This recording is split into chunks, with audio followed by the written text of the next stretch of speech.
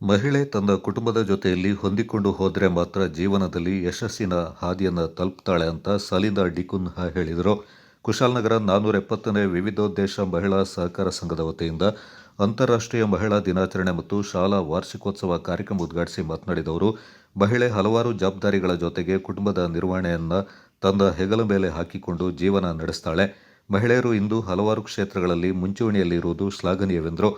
ಅಲ್ಲಿ ಅಧಿಕಾರಿಗಳ ಜೊತೆ ಸ್ಪಂದಿಸಬೇಕು. ಹಾಗೆ ಮನೆಯಲ್ಲಿ ಬಂದಾಗ ಗಂಡ, ಮನೆ, ಮಕ್ಕಳು, ಮುಖ್ಯವಾಗಿ ಅತ್ತೆ, ನಾವು ಸ್ಪಂದಿಸಬೇಕಾಗಿರೋದು ಮುಖ್ಯವಾಗಿ ಅತ್ತೆ ಹತ್ರ.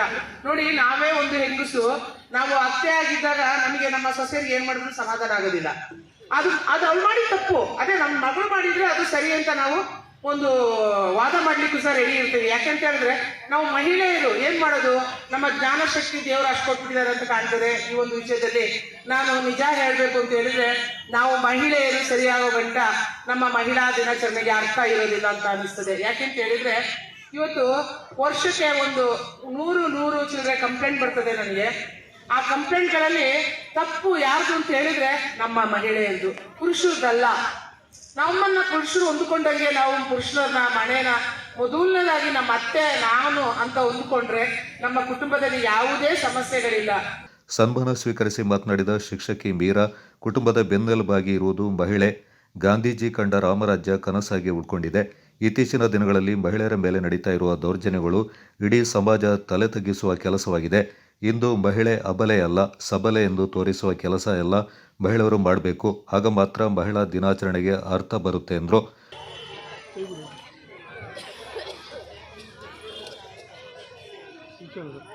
ಅಂತಹ ಮಹಾನ್ ಗಣ್ಯರ ಸಮ್ಮುಖದಲ್ಲಿ ನನಗೊಂದು ಈ ಒಂದು ಕಿರು ಸನ್ಮಾನಕ್ಕೆ ನನ್ನನ್ನು ಆಹ್ವಾನಿಸಿದ್ದಕ್ಕಾಗಿ ನಿಮ್ಮೆಲ್ಲರಿಗೂ ನಾನು ಈ ಮಹಿಳಾ ಸಂಘದ ಅಧ್ಯಕ್ಷರು, ಸದಸ್ಯರಿಗೂ ಹಾಗೂ ಎಲ್ಲರಿಗೂ ನನ್ನ ಮನದಾಳದ ಅಭಿನಂದನೆಗಳನ್ನು, ವಂದನೆಗಳನ್ನು ನಾನು ಮೊದಲನೇ ಬಾರಿಗೆ ಸಲ್ಲಿಸಲಿಕ್ಕೆ ಇಷ್ಟಪಡ್ತಾ ಇದ್ದೇನೆ. ಇಂದು ಮಹಿಳಾ ದಿನಾಚರಣೆ. ವರ್ಷಾದ್ಯಂತ ಪ್ರತಿದಿನ ಒಂದೊಂದು ದಿನಾಚರಣೆಗಳನ್ನು ನಾವು ಆಚರಿಸ್ತಾನೆ ಇರ್ತೀವಿ. ಇತ್ತೀಚೆಗೆ ಒಂದು ಟ್ರೆಂಡ್ ಬಂದಿದೆ. ಏನಂತಂದರೆ, ನಾವು ನ್ಯೂಸ್ ಪೇಪರ್ಗಳಲ್ಲಿ ನೋಡ್ತೀವಿ ಆ ದಿನದ ವಿಶೇಷತೆ ಅಂತ. ಅಂದರೆ ಪ್ರತಿ 365 ದಿನಗಳಲ್ಲೂ ಒಂದೊಂದು ದಿನಕ್ಕೂ ಅದರದೇ ಆದಂತಹ ಒಂದು ವಿಶೇಷತೆ ಇದೆ. ಆ ವಿಶೇಷತೆಗಳನ್ನು ಹಾಕ್ತಾ ಇರ್ತಾರೆ. ಆದರೆ ಇವತ್ತು ಮಹಿಳಾ ದಿನಾಚರಣೆ ಅಂದರೆ ಮಹಿಳೆಯರ ಬಗ್ಗೆ ನಾವು ಇವತ್ತು ಹೆಚ್ಚು ಗಮನವನ್ನು ಕೊಡಬೇಕು ಅಂತ. ಅಂದರೆ ಈ ದಿನಾಚರಣೆಗಳನ್ನು, ಈ ದಿನಗಳನ್ನು ಗುರುತಿಸುವಂತಹ ಅವಶ್ಯಕತೆ ಆದರೂ ಏನು ಅಂತೇಳಿ ನೋಡುವಾಗ ನಿಜಕ್ಕೂ ನಮಗೆ ನಾವೆಲ್ಲಾದರೂ ಮರ್ತಿದ್ರೆ, ಯಾಕಂದರೆ ಒಂದು ಕುಟುಂಬದ ಬೆನ್ನೆಲುಬು ಅಂತ ಹೇಳಿ ನಾವು ಮಹಿಳೆಯರನ್ನು ಕರಿತೀವಿ. ಅಂತಹ ಒಂದು ಮಹಿಳೆಯ ದಿನವನ್ನು ನಾವು ಆಚರಿಸುವಂತಹ ಅಗತ್ಯತೆ ಬಹಳಷ್ಟು ಇದೆ.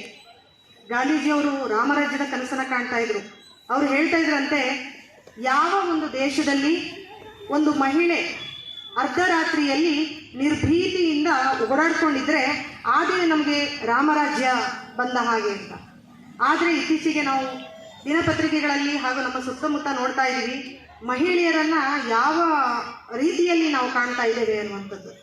ಮನೆಯಲ್ಲಿ ಅಮ್ಮಳಾಗಿ, ಚಿಕ್ಕಮ್ಮಳಾಗಿ, ಮಗಳಾಗಿ, ಸೊಸೆಯಾಗಿ ಹಲವು ಪಾತ್ರಗಳನ್ನು ಹೊಂದ್ಕೊಂಡಿರುವಂತಹ ಈ ಮಹಿಳೆ ಮೊದಲನೇದಾಗಿ ಫಸ್ಟ್ ನಮ್ಮನ್ನು ನಾವು ಸುಧಾರಿಸ್ಕೊಳ್ಬೇಕಾಗಿದೆ. ಮುಖ್ಯ ಅತಿಥಿಯಾಗಿ ಮಾತನಾಡಿದ ಕೃಷಿ ಪತ್ತಿನ ಸಹಕಾರ ಸಂಘದ ಅಧ್ಯಕ್ಷ ಟಿ.ಆರ್. ಶರವಣಕುಮಾರ್, ಸೂಕ್ಷ್ಮವಾಗಿ ಇತಿಹಾಸವನ್ನು ನೋಡಿದರೆ ಮಾನವ ಕುಲದಲ್ಲಿ ಮಹಿಳೆ ಮೇಲೆ ಎಷ್ಟು ವೈರಾಗ್ಯವಿತ್ತು ಎನ್ನುವುದನ್ನು ಕಾಣಬಹುದು. ಆದರೆ ದೇವತೆಗಳಲ್ಲಿ ಮಹಿಳೆ ದೇವತೆಗಳೇ ಅತಿ ಹೆಚ್ಚು. ಇದರಿಂದ ಗೊತ್ತಾಗುತ್ತದೆ ಈ ಭೂಮಿಯಲ್ಲಿ ಮಹಿಳೆಗೆ ಕೊಡ್ತಾ ಇದ್ದ ಪ್ರಾಮುಖ್ಯತೆ ಏನು ಅಂತ. ಕೆಲವು ಅಹಿತಕರ ಘಟನೆ ನಡೀತಾ ಇದೆ. ಕಾರಣ ಗಂಡಸು ಬಲಿಷ್ಠವಾಗಿ ಇರುವುದು. ಆದ್ದರಿಂದ ಗಂಡಸಿಗೆ ಸಮಾನವಾಗಿ ಮಹಿಳೆ ಬೆಳೆದು ನಿಂತಿರುವುದು ಸಂತಸದ ವಿಚಾರ ಎಂದರು. ನಮ್ಮ ದೃಷ್ಟಿಗೋಚರ ಆಗ್ತಾ ಇದೆಯೋ ಆವಾಗ ಈ ಆಚರಣೆಗಳೆಲ್ಲೂ ಎಲ್ಲ ಕಡೆನೂ ಬರ್ತಾ ಇದೆ.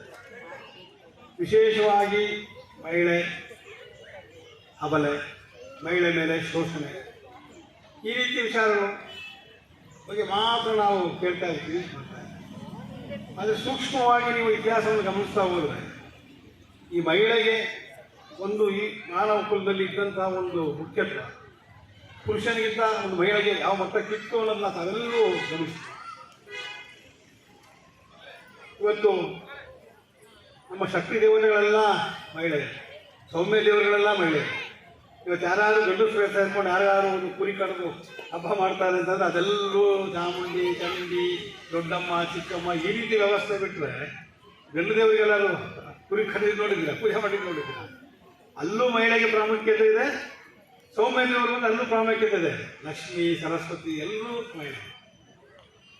ಇಷ್ಟು ಪ್ರಾಮುಖ್ಯತೆಯನ್ನು ಕೊಟ್ಕೊಂಡು ಬಂದಿರುವಂಥ ಸಮಾಜ.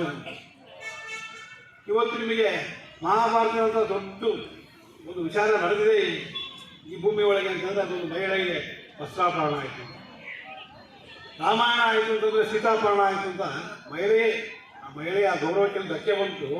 ಆವಾಗ ಸಾಮ್ರಾಜ್ಯಗಳೇ ನಾಶ ಆಗೋಗಿದ್ದಾರೆ. ತಾಯಿಯಂದು ನೀವು ತಮ್ಮ ಮಕ್ಕಳನ್ನು, ನಿಮ್ಮ ಹೆಣ್ಣು ಮಕ್ಕಳನ್ನು ಅತ್ಯುತ್ತಮ ವಿದ್ಯಾಭ್ಯಾಸ, ಸಮಾಜದಲ್ಲಿ ರಾಜಕೀಯವಾಗಿ ಬೆಳೀಲಿಕ್ಕೆ, ಕ್ರೀಡೆಯಲ್ಲಿ ಹಾಗೂ ಸರ್ಕಾರದ ಹುದ್ದೆಗಳಲ್ಲಿ ನೀವು ಅವರಿಗೆ ಪ್ರತಿಸ್ಪರ್ಧಿಯಾಗಿ ಸ್ಪರ್ಧಿಸಿ ಅಂತಹ ಹುದ್ದೆಗಳನ್ನು ಮಾಡಲು ನೀವು. ಈ ಸಂದರ್ಭ ವಿವಿಧ ಕ್ಷೇತ್ರಗಳಲ್ಲಿ ಸಾಧನೆ ಮಾಡಿದ ಸಾಧಕರಾದ ಶಿಕ್ಷಕಿ ಮೀರಾ, ಶಿಕ್ಷಕ Uthappa Johnson, TR Saravanakumar, KP Chandrakala, ಮಾಜಿ ಸೈನಿಕರಾದ ಕೃಷ್ಣ ಇವರಿಂದ ಸನ್ಮಾನ ಮಾಡಲಾಯಿತು. ನಂತರ ಮಕ್ಕಳಿಂದ ಸಾಂಸ್ಕೃತಿಕ ಕಾರ್ಯಕ್ರಮಗಳು ಜರುಗಿದವು. ಈ ಸಂದರ್ಭ ನಳಿನಿ ನಂಜಪ್ಪ, ಕಾವೇರಿ ಕಾಳಪ್ಪ, ಶೈಲಾ, ಸುಶೀಲಾ, ಜಯ ಮುಂತಾದವರು ಪಾಲ್ಗೊಂಡಿದ್ದರು.